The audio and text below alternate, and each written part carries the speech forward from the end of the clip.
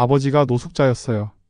이 사람이 서울대병원 최고의 의사였던 내 남편이라니. 신의 손, 년 300명을 살렸던 천재, 흉부외과 의사. 하룻밤 사이에 47명을 죽인 살인마가 되었다. 진짜 살인자는 따로 있어. 녹음기 증거. 아버지, 아버지. 이제 와서 진실을 안들 누가 믿겠어? 내 아버지는 영원히 살인자로 남을 거야. 검사가 된 아들 앞에서 노숙자가 되어 죽어가는 아버지가 남긴 마지막 말. 내 할머니도 그들이 죽였어. 2024년 12월. 서울의 겨울은 유난히 매서웠다. 성북구 언덕 위에 자리한 새희망요양원의 낡은 건물 외벽에는 성에가 하얗게 끼어 있었고, 복도를 지날 때마다 차가운 바람이 틈새로 스며들어왔다. 오전 6시. 아직 해가 뜨지 않은 새벽의 어스름 속에서 서미지는 무거운 발걸음으로 요양원 현관문을 밀고 들어섰다. 58세의 나이에도 여전히 단정한 모습을 유지하려 애쓰는 그녀의 얼굴에는 깊은 피로가 새겨져 있었다. 15년째 요양보호사로 일하면서 수많은 환자들의 마지막 길을 지켜본 그녀였지만 매일 아침 이 문을 열 때마다 느끼는 무거움은 여전했다.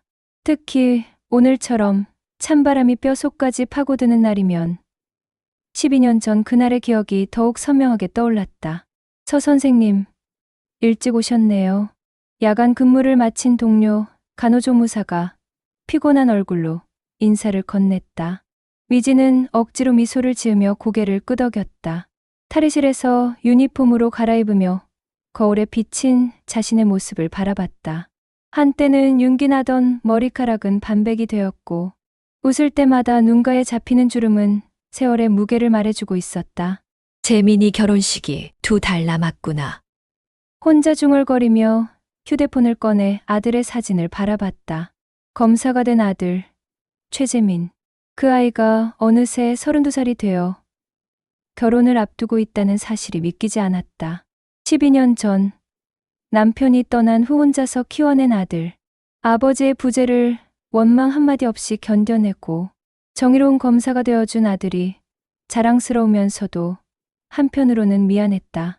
병실을 돌며 환자들의 상태를 체크하던 중 간호과장이 급하게 다가왔다. 서 선생님, 응급 환자가 들어왔어요. 119가 데려온 노숙자인데 상태가 심각해서 일단 203호에 입원시켰어요. 미지는 차트를 받아들었다. 신원미상, 60대 추정 남성, 중증 폐렴 및 간경변 말기. 의료진의 소견란에는 자녀 생존기간 3회, 6개월 추정이라고 적혀 있었다. 203호 병실 문을 열고 들어선 순간 미지는 숨이 막히는 것 같았다. 침대에 누워있는 남자는 온몸이 상처투성이었고 부어오른 얼굴은 알아보기 힘들 정도로 변해 있었다. 하지만 요양보호사의 직업적 본능이 그녀를 움직이게 했다. 장갑을 끼고 조심스럽게 환자의 옷을 벗기기 시작했다. 세상에 얼마나 고생을 하신 거예요. 혼잣말이 저절로 나왔다. 갈비뼈가 앙상하게 드러난 몸, 여기저기 멍들고 긁힌 상처들, 오랫동안 씻지 못했대가 층층이 앉은 피부. 미지는 따뜻한 물을 받아와 정성스럽게 환자의 몸을 닦기 시작했다. 왼쪽 어깨를 닦던 중 그녀의 손이 멈췄다. 그곳에는 길게 난 수술 흉터가 있었다. 너무나 익숙한 모양의 흉터. 심장이 쿵쾅거리기 시작했다. 떨리는 손으로 환자의 손을 들어 올렸다. 왼손 약지에 구부러진 모양, 오른손 검지의 작은 점. 그녀가 너무나 잘 알고 있는 손이었다. 안 돼, 이럴 수가. 무릎에 힘이 풀려 그대로 주저앉고 말았다.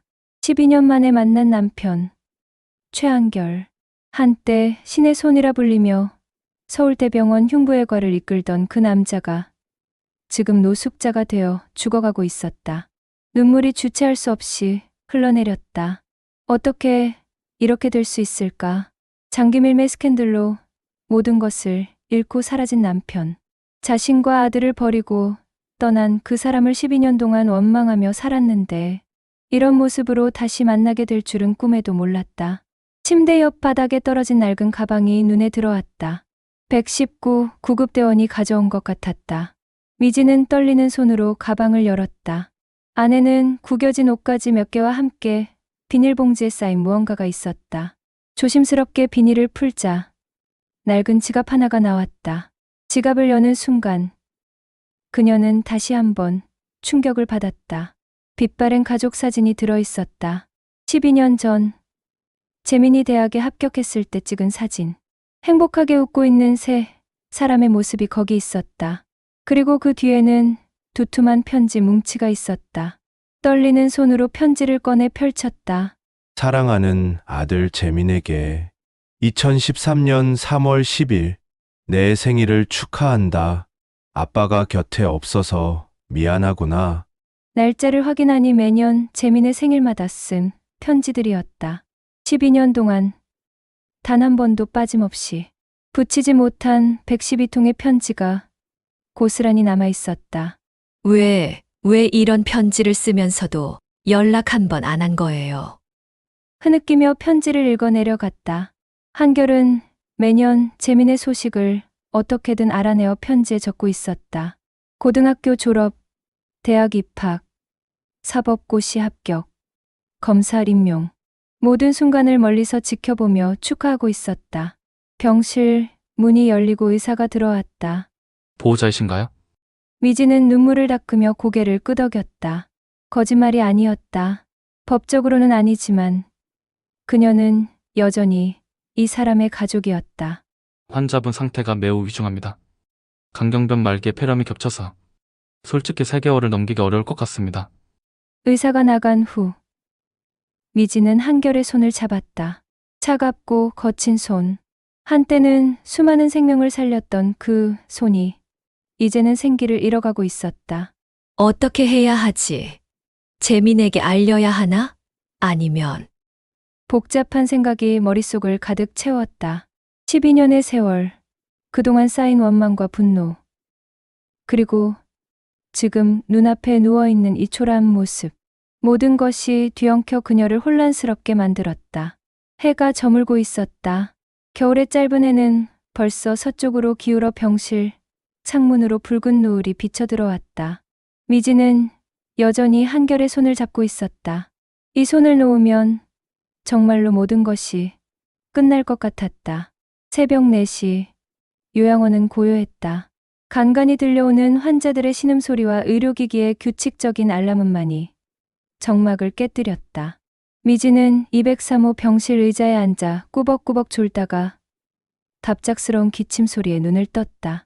한결이 심하게 기침을 하며 몸을 뒤척이고 있었다. 물. 희미한 목소리가 들렸다. 미지는 급하게 물을 받아와 조심스럽게 한결의 입술에 대주었다.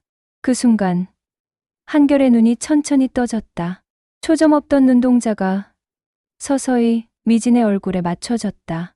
그리고 그 눈에서 놀라움과 슬픔이 동시에 번져 나왔다. 미진아?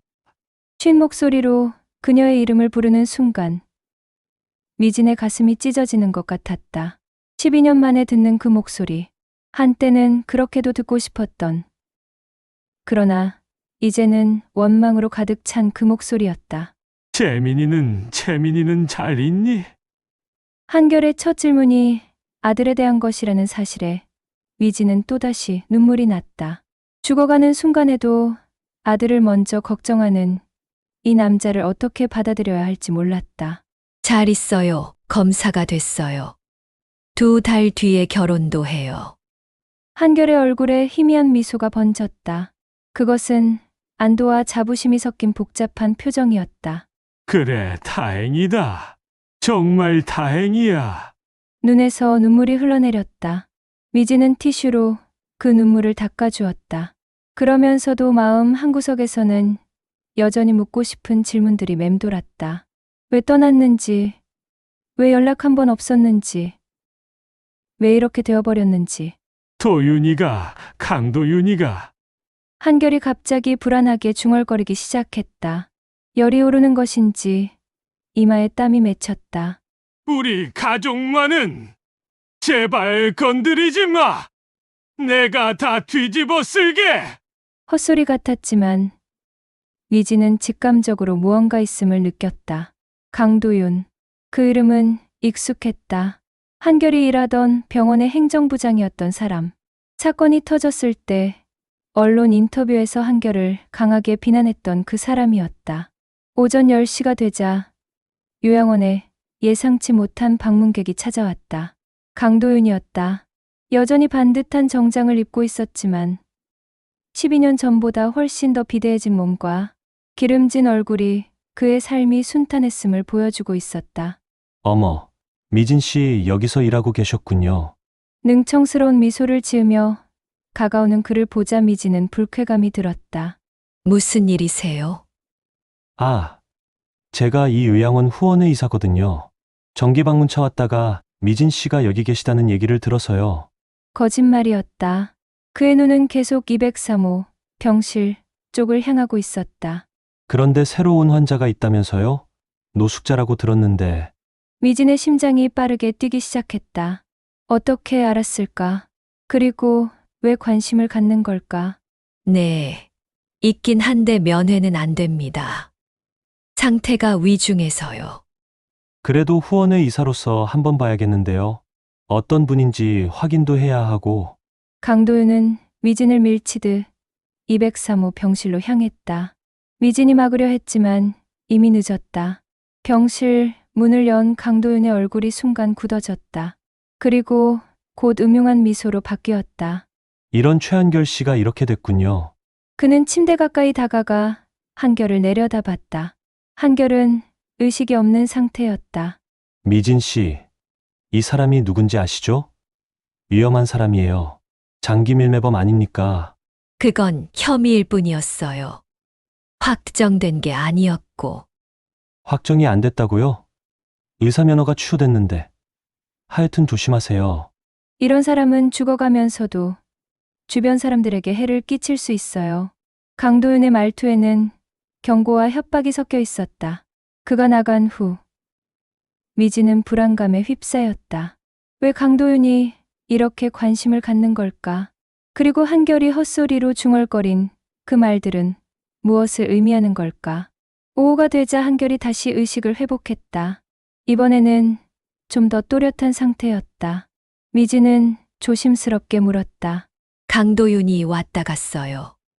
당신을 보고 갔어요. 한결의 얼굴이 순간 경직되었다. 공포와 분노가 동시에 스쳐 지나갔다. 미진아, 조심해. 그 사람은 위험해! 무슨 말이에요? 12년 전에 대체 무슨 일이 있었던 거예요? 한결은 잠시 망설이다가 힘겹게 입을 열었다. 책상! 네, 책상 서랍 USB가 있어! 거기에 모든 게! 그는 말을 끝맺지 못하고 다시 기침을 시작했다. 피가 섞인 가래가 나왔다. 무슨 책상이요? 어디 책상? 노숙자 쉼터. 강남역 근처 사물함 27번. 그 말을 끝으로 한결은 다시 의식을 잃었다. 미지는 고민에 빠졌다. 한결의 말이 사실이라면 그 USB에는 중요한 무언가가 들어있을 것이다. 하지만 정말로 찾아가야 할까? 밤이 되어 미지는 결심을 했다. 근무를 마치고 강남역 근처 노숙자 쉼터를 찾아갔다.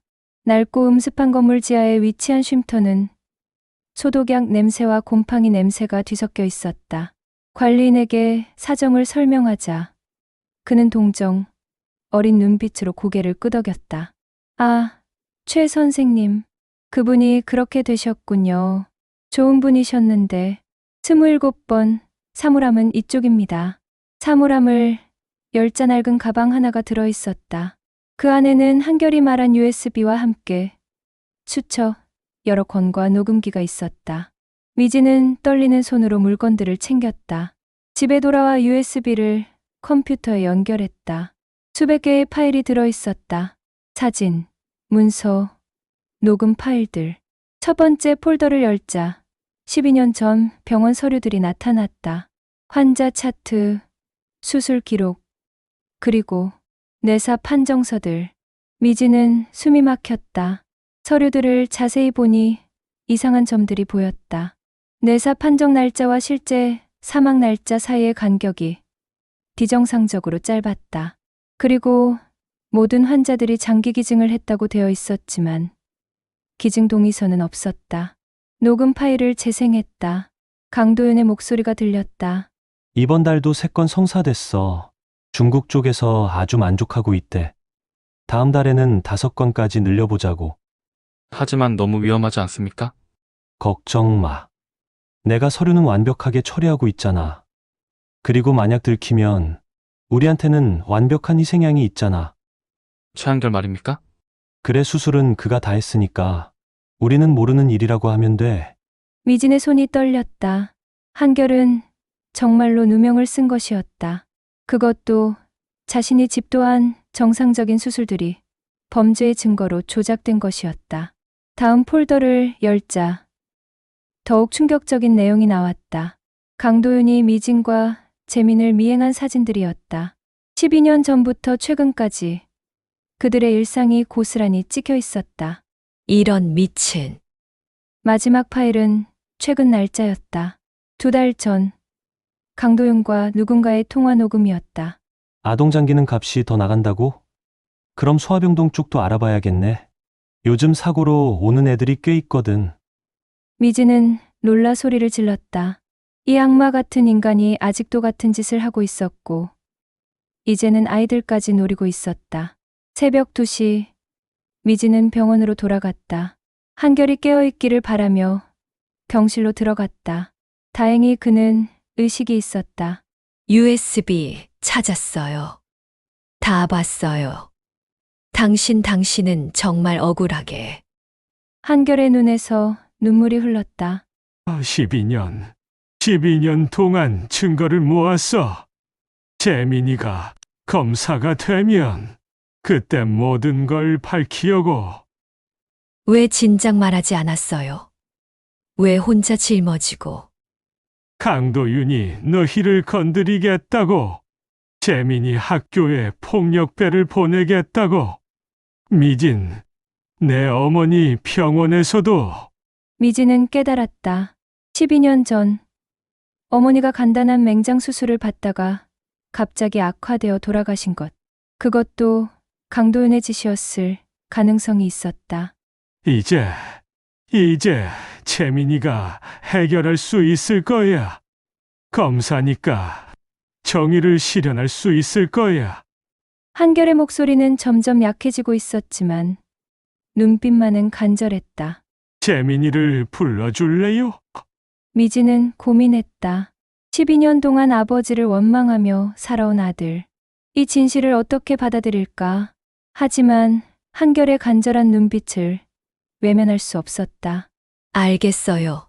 내일 데려올게요. 한결은 안도의 한숨을 쉬며 눈을 감았다. 미진은 그의 손을 꼭 잡았다. 차가웠던 손이 조금씩 따뜻해지고 있었다. 2012년 10월 15일 서울대병원 흉부외과 의국.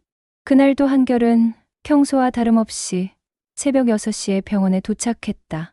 신의 손이라는 별명이 부담스러웠지만 환자들을 살리는 것이 자신의 소명이라 믿었던 시절이었다. 의국문을 열고 들어서자 어둠 속에서 누군가 기다리고 있었다. 강도윤이었다. 일찍 오셨네요, 최 교수님. 평소와 달리 그의 목소리에는 묘한 긴장감이 흐르고 있었다. 한결은 불을 켜며 대답했다. 무슨 일이세요? 이 시간에. 어제 수술하신 김모 환자건 말입니다. 차트를 좀 수정해야 할 것 같은데요. 한결의 눈썹이 찌푸려졌다. 의료 차트를 수정한다는 것은 있을 수 없는 일이었다. 무슨 말씀이세요? 차트 수정이라니? 강도윤은 서류 봉투를 내밀었다. 한결이 펼쳐보니 내사 판정서였다. 하지만 날짜가 이상했다. 아직 살아있는 환자의 내사 판정서가 이미 작성되어 있었던 것이다. 이게 뭡니까? 최 교수님도 이제 우리 편이 되셔야 할 것 같은데요. 그 순간 한결은 모든 것을 깨달았다.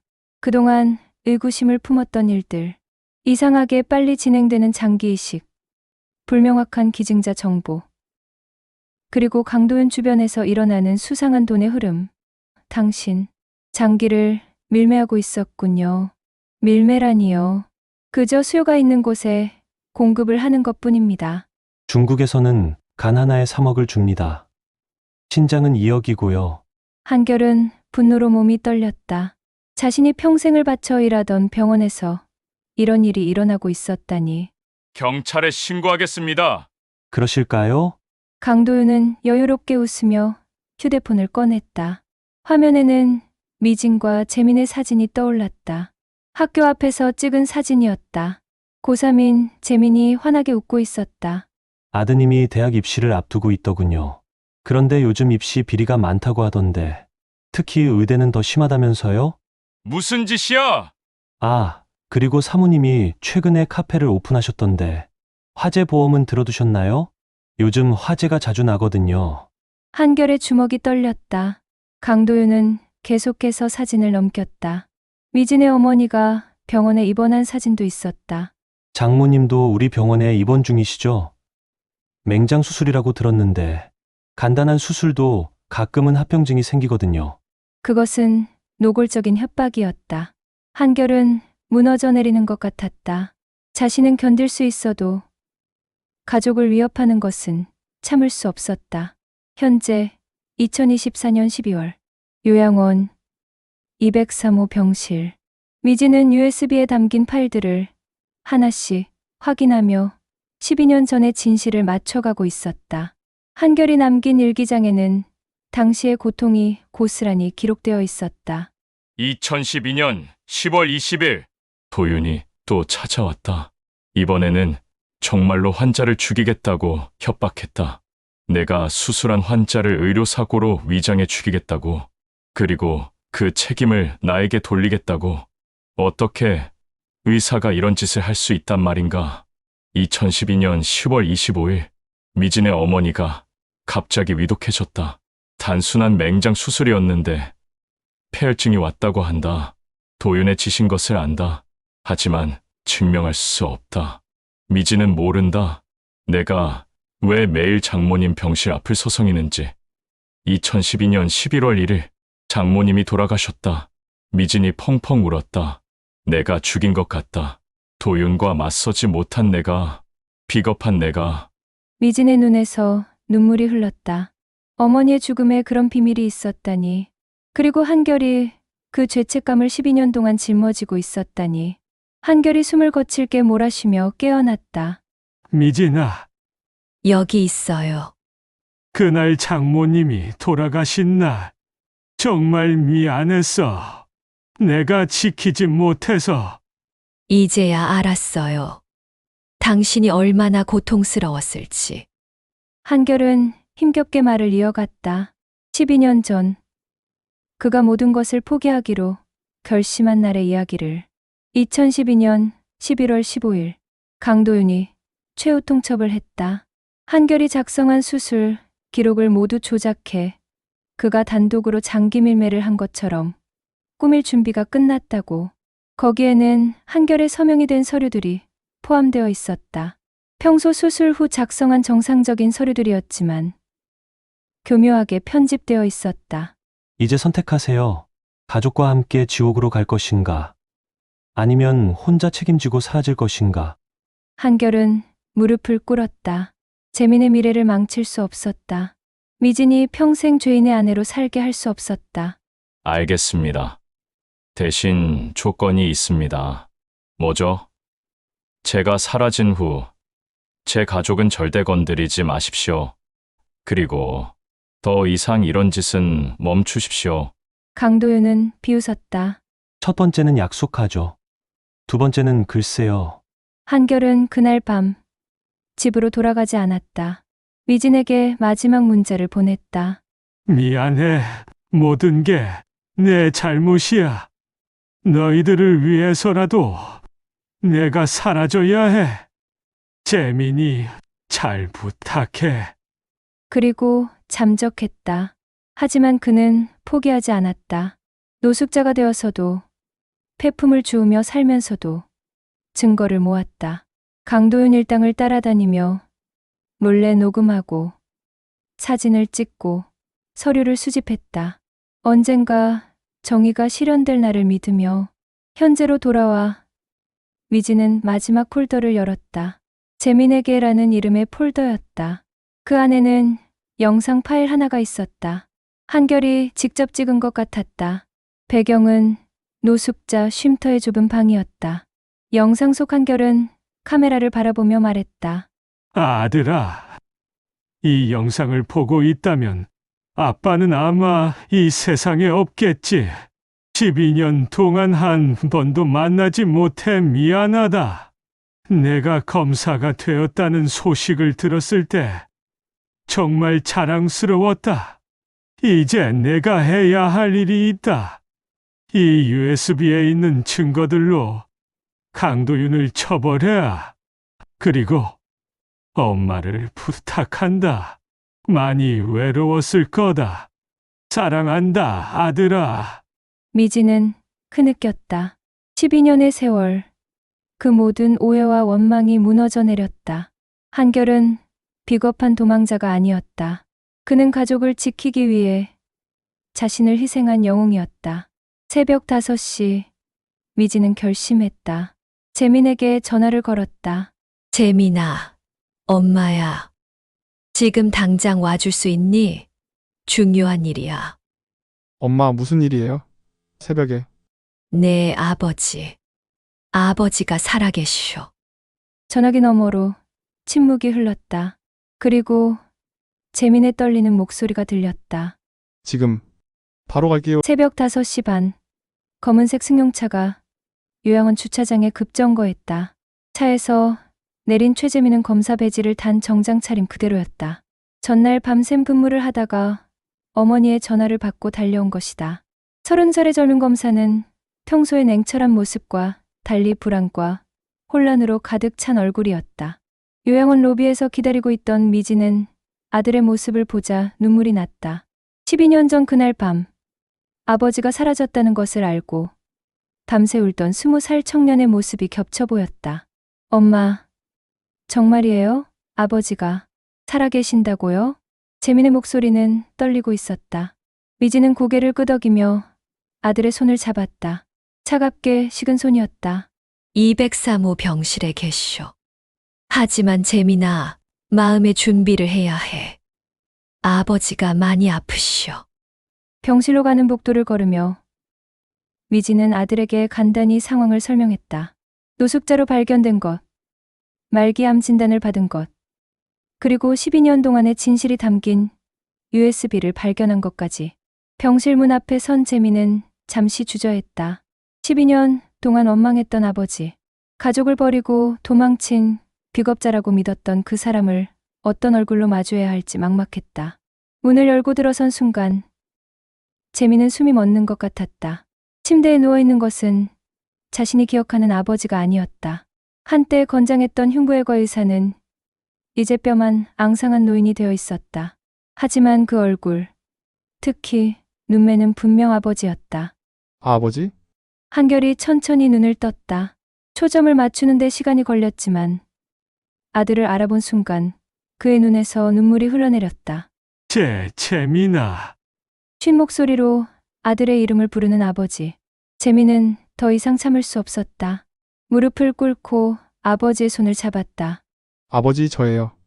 재민이에요. 검사가 됐구나. 자랑스럽다. 한결의 거친 손이 아들의 머리를 쓰다듬었다. 12년 만의 스킨십이었다. 아버지, 왜 그런 선택을 하신 거예요? 재민의 목소리에는 원망과 그리움이 동시에 묻어났다. 한결은 힘겹게 입을 열었다. 너희를 지키고 싶었다. 내가 사라지면 너희는 무사할 거라고. 미진이 USB를 재민에게 건넸다. 이걸 봐. 내 아버지가 12년 동안 모은 증거들이야. 재민은 노트북을 펼쳐 USB의 내용을 확인하기 시작했다. 검사로서 훈련된 그의 눈이 빠르게 서류들을 스캔했다. 표정이 점점 굳어졌다. 분노와 충격이 교차했다. 이게 사실이라면 사실이야. 강도윤이 내 아버지를 협박했어. 우리를 해치겠다고. 재민은 주먹을 불끈 쥐었다. 검사가 된 후 수많은 사건을 다뤘지만 이렇게 개인적이면서도 거대한 악을 마주한 것은 처음이었다. 지금도 계속하고 있어, 아이들까지. 한결이 급하게 말했다. 재민은 아버지를 바라봤다. 알고 있습니다. 최근 서울 시내 주요 병원에서 이상한 정황들이 포착되고 있었어요.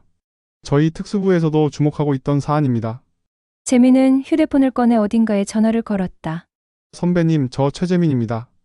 지금 당장 만나야 할 일이 있습니다. 예, 그 병원 장기밀매 건과 관련해서요. 결정적 증거를 확보했습니다. 오전 8시 요양원의 검찰 특수부 수사관들이 도착했다. 재민의 직속 상사인 부장검사가 직접 왔다. 최 검사, 이게 다 사실이야? 네, 부장님. 12년 전부터 현재까지 이어지는 조직적 장기밀매입니다. 피해자가 최소 수십 명은 될 것 같습니다. 부장검사는 한결을 바라봤다. 증언이 가능하실까요? 한결은 고개를 끄덕였다. 남은 생명을 걸고 증언하겠습니다. 그 순간 경실 문이 거칠게 열렸다. 강도윤이었다. 그의 얼굴은 분노로 일그러져 있었다. 무슨 짓입니까? 검찰이 왜 여기 있죠? 재민이 앞으로 나섰다. 강도윤 씨, 당신을 장기밀매 및 살인 혐의로 체포합니다. 무슨 소리야? 증거가 있어? 재민은 USB를 들어 보였다. 12년치 증거가 여기 다 있습니다. 당신이 중국 브로커와 통화한 녹음, 돈을 받은 계좌 내역, 조작된 의료 서류들까지. 강도윤의 얼굴이 창백해졌다. 그는 한결을 노려봤다. 당신이 모은 거군. 죽어가면서도 이런 짓을. 정의는 반드시 실현됩니다. 한결의 나지막한 목소리가 병실에 울렸다. 수사관들이 강도윤에게 수갑을 채우려 하자 그는 발악했다. 이건 모함이야. 최한결이 모든 걸 조작한 거라고. 12년 전에도 그랬잖아. 그때는 당신이 조작한 거죠. 재민의 차가운 목소리에 강도윤은 입을 다물었다. 그리고 한 가지 더. 우리 할머니, 그러니까 제 외할머니의 죽음도 당신과 관련이 있다는 정황을 포착했습니다. 재수사할 예정입니다. 강도윤은 더 이상 반항하지 못하고 끌려갔다. 병실에는 정적이 흘렀다. 한결이 아들을 바라보며 미소 지었다. 정말 멋진 검사가 됐구나. 아버지가 계셨기에 가능했어요. 아버지가 지켜주셨기에. 재민은 더 이상 말을 잇지 못하고 흐느꼈다. 12년의 오해, 원망, 그리움이 모두 눈물이 되어 흘러내렸다. 그 후 일주일 동안 재민은 밤낮 없이 수사에 매달렸다. 강도윤의 집과 사무실을 압수수색하자 더 많은 증거가 나왔다. 피해자는 47명, 부당이득은 200억이 넘었다. 공범도 여러 명 있었다. 의사, 간호사, 브로커, 심지어 경찰 간부도 포함되어 있었다. 언론은 이 사건을 대서특필했다. 12년 만에 밝혀진 충격적 진실, 누명 쓴 의사의 눈물의 증언 등의 제목이 신문 일면을 장식했다. 여론은 들끓었다.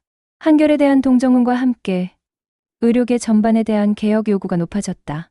서울대병원은 공식 사과문을 발표했고 한결의 명예 회복을 약속했다. 병실에서 한결은 뉴스를 보며 눈물을 흘렸다. 이제 정말 끝났구나. 미진이 그의 손을 잡았다. 아니에요. 이제 시작이에요. 당신의 새로운 삶이. 하지만 한결의 몸은 이미 한계에 다다르고 있었다. 의사들은 법정 증언까지 버티기 어려울 것이라고 했다. 재민은 아버지 곁을 떠나지 않았다. 아버지, 제가 꼭 이 사건을 마무리 지을게요. 아버지의 이름으로. 고맙다, 아들아. 내가 있어서 정말 다행이다. 어느 날 밤, 한결이 갑자기 숨을 거칠게 몰아쉬었다. 비급한 상황이었다. 의료진이 달려왔지만 한결은 그들을 만류했다. 됐어요, 이제 충분해요. 그는 미진과 재민을 바라봤다. 미진아, 12년 동안 혼자 고생시켜서 미안해. 재민아, 자랑스러운 내 아들아, 사랑한다. 그것이 마지막 말이 될 줄 알았다.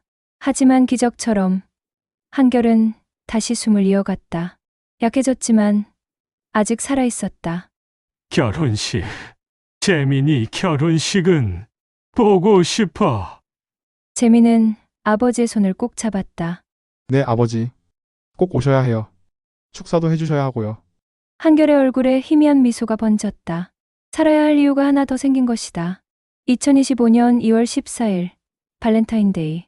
서울 시내 한 호텔의 결혼식장은 하얀 장미와 안개꽃으로 장식되어 있었다. 재민과 소연의 결혼식이었다. 법정이 미뤄지면서 한결도 참석할 수 있게 되었다. 그것은 모두가 기다렸던 기적이었다. 신부 대기실에서 소연은 거울을 보며 긴장한 표정이었다. 피아니스트인 그녀는 무대 위에서는 당당했지만 오늘만큼은 떨리고 있었다. 소연아, 정말 예쁘다.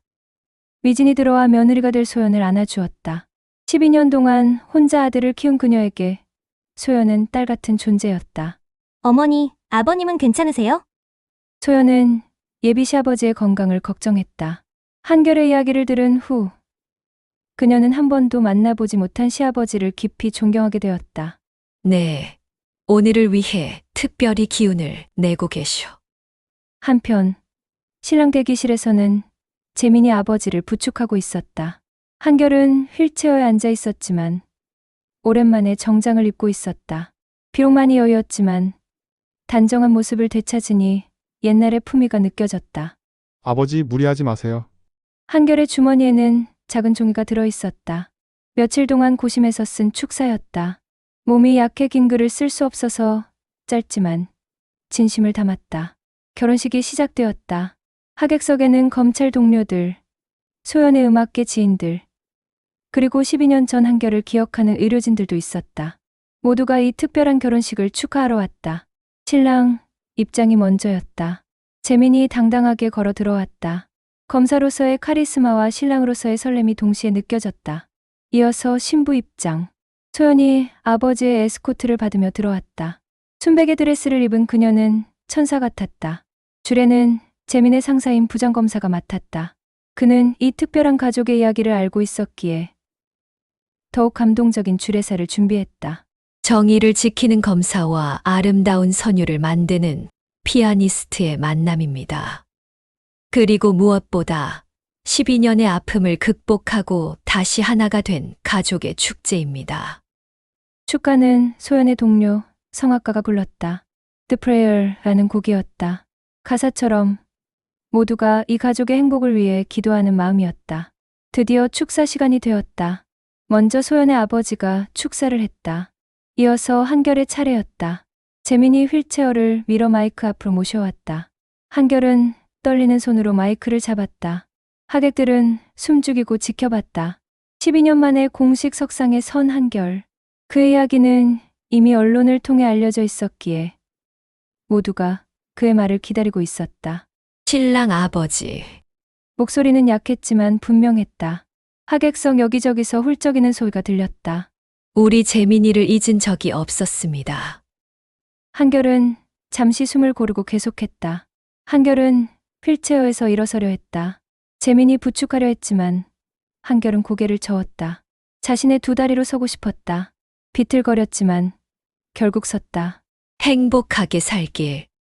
한결이 깊이 인사했다. 하객석에서 우레와 같은 박수가 터져 나왔다. 많은 사람이 눈물을 흘리고 있었다. 재민과 소연도 울고 있었다. 한결은 다시 휠체어에 앉았다. 온 힘을 다한 것 같았다. 미진이 다가와 그의 손을 잡았다. 예식이 끝나고 피론이 시작되었다. 한결은 체력이 다해 먼저 병원으로 돌아가야 했다. 떠나기 전 재민과 소연이 찾아왔다. 정말 감사합니다. 재민이 아버지를 안았다. 12년 만의 포옹이었다. 아버님, 저도 아버님처럼 강한 사람이 되고 싶어요. 소연도 시아버지의 손을 잡으며 말했다. 너희가 행복하면 그것으로 충분해. 한결은 미소 지으며 병원으로 향했다. 차 안에서 그는 행복한 표정으로 눈을 감았다. 오늘을 위해 살아왔다. 이제 정말 모든 것을 내려놓을 수 있을 것 같았다. 다음 날 새벽, 한결의 상태가 급격히 악화되었다. 미진과 재민, 소연이 병원으로 달려왔다. 한결은 의식이 희미했지만 가족들이 온 것을 알고 있었다. 미안해. 그리고 고마워. 그것이 마지막 말이었다. 2025년 2월 15일 새벽 5시, 23분. 최한결은 평화롭게 눈을 감았다. 가족들의 품에서 용서받고 사랑받으며 장례식은 조용하게 치러졌다. 하지만 언론을 통해 소식을 들은 많은 사람이 조문을 왔다. 12년 전 한결에게 수술받았던 환자들, 복료 의사들, 심지어 노숙자 쉼터 사람들까지. 강도윤 일당의 재판은 계속되었다. 재민은 아버지의 이름으로 끝까지 싸웠다. 결국 강도윤은 무기징역, 공범들도 중형을 선고받았다. 피해자들에 대한 보상도 이루어졌다. 한결의 의사면허는 사후 복권되었다. 서울대병원은 그를 기리는 추모비를 세웠다. 정의를 위해 모든 것을 희생한 의사 최한결이라고 새겨져 있었다. 6개월 후 위지는 특별한 결정을 했다. 한결의 보험금과 보상금으로 최한결 기념 재단을 설립한 것이다. 의료 소외계층을 위한 무료 진료소를 운영하는 재단이었다. 이게 당신이 원했던 거잖아요. 모두가 평등하게 치료받는 세상. 위지는 재단 이사장이 되어 남편의 뜻을 이어갔다. 재민도 시간이 날 때마다 재단 일을 도왔다. 무료 법률 상담도 제공했다. 소연은 재단을 위한 자선 콘서트를 열었다. 희망의 선율이라는 제목이었다. 수익금, 전액은 재단에 기부되었다. 1년 후 재민과 소연 사이에 아이가 태어났다. 아들이었다. 이름은 한결이었다. 할아버지의 이름을 그대로 물려받은 것이다. 할아버지처럼 정의롭고 용감한 사람이 되길. 재민은 아들을 안으며 속삭였다. 미지는 손자를 보며 미소 지었다. 한결이 못다 본 미래를 이 아이가 살아갈 것이다. 그리고 할아버지의 이야기는 전설이 되어 전해질 것이다. 요양원 203호 병실은 이제 다른 환자가 사용하고 있었다. 하지만 간호사들은 여전히 그곳을 기적의 방이라고 불렀다. 12년의 오해가 풀리고 정의가 실현되고 가족이 다시 하나가 된 곳이었기 때문이다. 미지는 가끔 한결의 묘를 찾았다. 오늘도 그랬다. 여보, 재민이가 대검찰청 특수부장으로 승진했어요. 당신 닮아서 정의롭고 강직해요. 그리고 손자 한결이는 벌써 걸음마를 시작했어요. 당신을 닮은 것 같아요. 눈매가 똑같거든요. 바람이 불어 나무짚이 흔들렸다. 마치 한결이 대답하는 것 같았다. 이제 당신도 편히 쉬어요. 우리는 잘 살아갈게요. 당신이 지켜준 이 세상에서 당신이 남긴 정의와 사랑을 기억하며. 미지는 묘비에 손을 대고 잠시 서 있었다. 그리고 돌아섰다. 뒤를 돌아보지 않았다. 앞으로 나아가야 했다. 한결이 그토록 지키고 싶어 했던 가족과 함께 새로운 내일을 향해